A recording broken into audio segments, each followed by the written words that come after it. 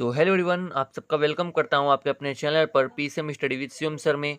तो I hope आप सब ठीक होंगे और स्वस्थ होंगे और मस्त होंगे, आपको रहना भी चाहिए। तो चलते हैं अपने वीडियो पर।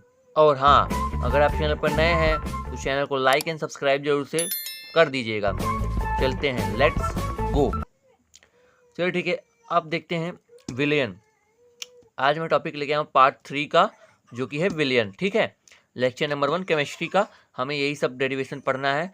मोस्ट इंपॉर्टेंट टॉपिक्स है, नोट्स है, ये हमें थंबनेल के हिसाब से है। ठीक है, यही हम लोग इसमें पढ़ेंगे, इस डायग्राम में शॉर्ट नोट्स। नॉर्मलता, मोल प्रभाज और मोल अंश और फॉर्मलता उदाहरण सहित मिलेगा आपको सब। ठीक है, एकदम ईजी वे में पढ़ाते हैं। चलिए चलते हैं नॉर्मलता की ओर। पहला टॉपिक क्या था? नॉर्मलता। तो चलते हैं नॉर्मलता की ओर। देखिए नॉर्मलता क्या कहता है कि 1 लीटर कोई विलयन हो, उसमें घुले हुए विलय के ग्राम का जो तुल्यांकी की संख्या होगी, तुल्यांकों की जो संख्या होगी, उसी को नॉर्मलता कहते हैं। एकदम इजी रूप में लेके आया हूँ। देखिए 1 लीटर, कोई 1 लीटर विलयन हो या 1000 ml में घुले हुए विलय के ग्राम में, विलय का जो होगा मान वो ग्राम में होगा, वो भी तुल्यांकों की संख्या में, को नॉर्मलता कहते हैं। इसे एन से दर्शाते हैं। देखिए इसका सूत्र देख लीजिए, आराम से आपको हो जाएगा कंफर्म। एन बराबर होता है W B by E B, into में वी लीटर में। ठीक है, तो W B upon E B, E B यहाँ पर क्या है? ई बी बराबर होता है अणुभार बटा संयोजकता होता है। संयोजकता बोले तो संयोजन, कितने संयोजन से वो बना है। और अणुभार तो आपको पता ही है, मैंने पिछले वीडियो में बताया था कि दोनों का योग ही क्या कहलाता है? अणुभार। दोनों तत्वों का योग, परमाणु भार का योग क्या कहलाता है? अणुभार।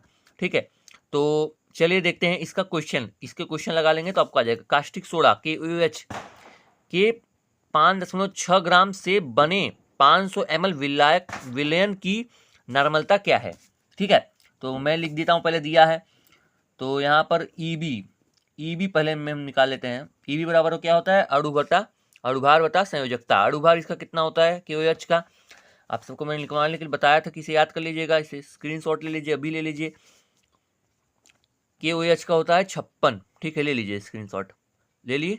चलिए 56 होता है। ठीक है, तो रख देंगे एकदम आराम से, हम इसे फाइंड आउट कर देंगे। 56 बटा ये पूरा मान कितना होता है? 1 ही होता है, ये पूरा 1 ही है। ठीक है, तो इसका संयोजन पूरा 1 ही होगा, तो 1 लिख देंगे। तो ईबी बराबर कितना आ गया आपका? 56। और क्या दिया है? 5.6 ग्राम। अरे WB सबसे कम यही है, 5.6 ग्राम। तो लिख लेते हैं इसे MB WB बराबर क्या हो जाएगा? 5.6 ग्राम। और ये क्या दिया है?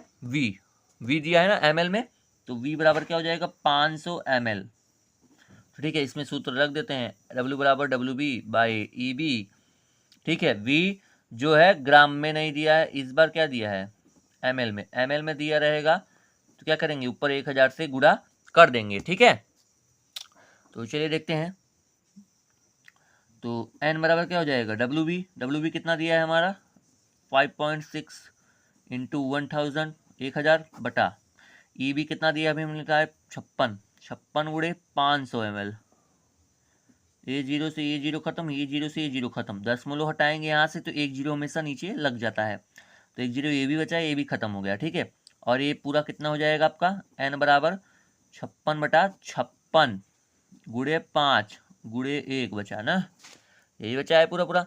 56 से 56 भी खत्म हो जाएगा, बचेगा कितना? n बराबर 1/5। ये आपका आंसर हो जाएगा। इसे और काटा देंगे, आ जाएगा 0.3 n। ठीक है, ये आपका आंसर हो जाएगा। नहीं समझ में आया, दोबारा वीडियो को जरूर देखिए ताकि आपको फिर से समझ में आ जाए। तो चलिए चलते हैं अब दूसरे टॉपिक, जो कि है मोल प्रभाज। डायग्राम के हिसाब से मैं पढ़ा रहा हूँ, इसके हिसाब से देखिए कौन सा है? मोल प्रभाजी है ना, तो मोल प्रभाजी चलें। मोल प्रभाज क्या है? एकदम इजी है, एकदम इजी। ठीक है, अवयवों की मोलों की संख्या Na तथा सभी अवयव के मोलों की कुल संख्या जो होगी उनके अनुपात को ही क्या कहते हैं, मोल प्रभाज या मोल अंश कहते हैं। कुछ भी एग्जाम में पूछ लेगा मोल अंश क्या है और मोल प्रभाज क्या है, तो ये परिभाषा लिख देंगे, एकदम आपका सही हो जाएगा। अवयवों के मोलों की संख्या Na तथा सभी अवयवों के मोलों की संख्या कुल संख्या के अनुपात को ही क्या कहते हैं, मोल अंश कहते हैं। ठीक है, इसका विलायक के लिए सूत्र क्या होगा, विलायक के लिए x से बराबर होगा Na/Na प्लस Nb, जहां तक जाएगा Na प्लस Nc, जहां तक रहेगा वहां तक इसे करते चले जाएंगे, और x भी बराबर क्या होगा Na/Na प्लस Nb। ठीक है, और ये विलय के लिए है, और इसकी कंडीशन के लिए मैं क्या दिया हूँ, इन दोनों को इस कंडीशन से रखना चाहिए, x a plus x B बराबर होना चाहिए हमेशा आपका 1। ठीक है, तब ये एकदम सही जाएगा। तो इसके लिए मैं भी एक लेके आया हूँ, इसके लिए भी एक है आप सभी लोगों के लिए क्वेश्चन। ठीक है, मोल प्रभाज। ठीक है, ये क्या दिया है, WB, अरे माने कि 72 दिया है और जल दिया है। ठीक है, तो माने क्या लिख देंगे इसे, Na बराबर सबसे ज्यादा कौन सा है इसमें, Na ये है 92 ना, 92 C2H5OH। ठीक है, तो यही दिया है, ना। तो Na बराबर सबसे ज्यादा, मैं बोलता हूँ विलायक का जो मोल है वो ही रखना है इसमें। तो 92 विलायक मोल बराबर क्या होता है, W/M। तो W क्या है यहाँ पर 92 ग्राम, और बटा M माने यहाँ इसका जो अणुभार होगा। अणुभार क्या है, अणुभार मैंने आपको लिखवाया था यहाँ पर, क्या है C2H5OH का 46 होता है, 46 लिख देंगे यहाँ पर। ठीक, कोई दिक्कत कोई परेशानी दोबारा जरूर देख लीजिएगा वीडियो को। ठीक है, एक बार 2 बार जाएगा। ठीक है, 2 बार जाएगा, एकदम इजी वे में जाएगा आपका। ठीक है ना, 2 बार जाएगा, 2 यहाँ पर लिख देंगे, Na बराबर 2 आ गया। ऐसे Nb निकालेंगे, Nb आपका कितना दिया है 72, तो 72 ऊपर रख देंगे, और नीचे जल का कितना होता है 18 होता है, H2O 2 उसका हो जाएगा, 16 उसका जोड़ देंगे, 18 आ जाएगा।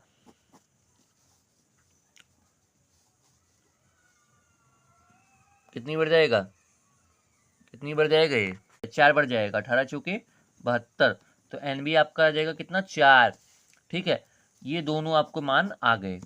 तो हमें पता है विलायक के लिए निकालना है, मोल प्रभाज की गणना कीजिए ना, तो विलायक के लिए निकालना है कितना होता है, XA बराबर क्या होता है Na/Na प्लस NB, यहाँ B ही तक है तो B ही तक रखेंगे, तो XA बराबर क्या हो जाएगा, Na का मान कितना है 2, और Na 2 प्लस NB का मान कितना है 4, 2 + 4 बराबर कितना हो जाएगा 2/6, 2 1 कम 2 2 त्रिक 6, ये आपका मान आ जाएगा। XA बराबर आ जाएगा 1/3। ठीक, और XB बराबर निकाल लेते हैं, क्या होता है आपको बताया था अभी पिछले सूत्र, Na प्लस NB। ठीक है, ये सूत्र है आपका, फार्मूला।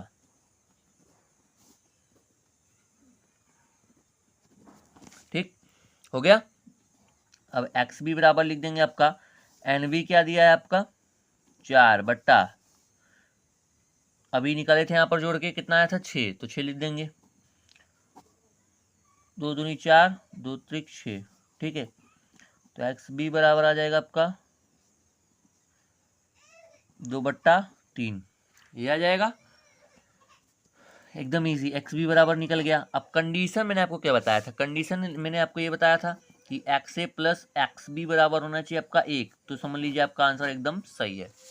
तो रख देते हैं इसमें, XA का मान कितना है 1/3 प्लस XB का मान 2/3 बराबर 1 होना चाहिए। इसके बटे में 1 मान लूंगा, इसे जोड़ दूंगा क्योंकि हर समान है, तो अंश जुड़ जाएंगे आपस में, 3 बराबर 1, 1 बराबर 1, आपका यह आंसर एकदम सही है। तो मोल प्रभाजों के लिए भी हो गया आप सभी का। अब चलते हैं नेक्स्ट, जो कि है फार्मलता। ठीक है, फार्मलता है। ठीक है, चलते हैं फार्मलता की ओर।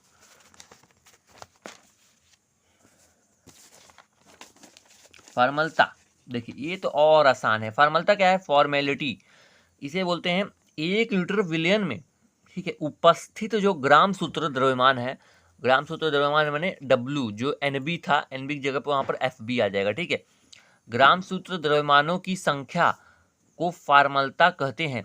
1 लीटर विलयन में उपस्थित ग्राम सूत्र द्रव्यमानों की संख्या को फॉर्मलता कहते हैं। इसे F से दर्शाते हैं। F बराबर क्या होता है? विलय का ग्राम सूत्र द्रव्यमान बटे विलयन का आयतन लीटर में हो भी। ठीक है, तो F बराबर क्या हो जाएगा? WB बटा FB। FB यहाँ पर क्या होता है? अणुभार है। FB यहाँ पर क्या है? अणुभार है, अणुभार। और यहाँ पर लीटर है, ml आ जाएगा, ऊपर 1000 से गुणा कर देंगे। तो इसके लिए लेके आया हूँ एक सवाल, देखिए इस पर देख लेंगे तो आपको आराम से ये सूत्र याद हो जाएगा। 40 ग्राम, ठीक है, 40 ग्राम माने यहाँ पर क्या दिया है? WB, जो सबसे छोटा रहता है 40 ग्राम रहता है, सीधी सी बात है। NaOH क्या है? अणुभार है, जो कि FB बराबर NaOH का मुझे पता है 40 होता है, पर आप लोग इसमें भी देख लीजिए एक बार, NaOH का कितना होता है? 40 होता है। तो यहाँ पर 40 हम आराम से रख देंगे। और V बराबर कितना दिया है? 400, तो रख देंगे। F बराबर कितना होता है? W/FB इंटू V, ml में है तो ऊपर 1000 से गुणा कर देंगे। एकदम आराम से, नहीं समझ आया दोबारा वीडियो को ज़रूर देखिएगा। F बराबर WB कितना है? 40 बटा 40 गुणे 400 गुणे 1000। ठीक है, 0 से 0 खत्म हो जाए, 0 से 0 खत्म, 2 0 इससे, 1 0 इससे, कट गया। नहीं समझ में आ रहा है? फिर से देखिए, 40 बटा 4 गुणे 4, ये बचा आपका, ये 2 0 से कटा, 1 0 से 1 0 कट गया आराम से एकदम। ठीक है, तो बचा क्या? 40 बटा 4 गुणे 4, 4 दहा में 40, तो आपका क्या बचा? 1 बटा 4 बटा 4। ठीक है, ये बचा आपका। अब इसे क्या करना पड़ेगा? कटा देना पड़ेगा। कटाने के लिए क्या करेंगे? 4 से भाग दे देंगे 10 में, तो F बराबर क्या आ जाएगा आपका? 2 बार जाएगा, 2 बचेगा, 2.4 बढ़ जाएगा आराम से, 2.4 आपका आंसर एग्जैक्ट हो जाएगा। तो अगर आपको नहीं समझ में आया तो आप वीडियो को दोबारा देखिए, आपको समझ में आ जाएगा। और आप अगर चैनल पर नए हैं तो चैनल को लाइक एंड सब्सक्राइब जरूर से कर दीजिएगा, ताकि मैं इसका पार्ट 4 लेके आऊँ, वो भी एकदम ईजी वे में। ठीक है।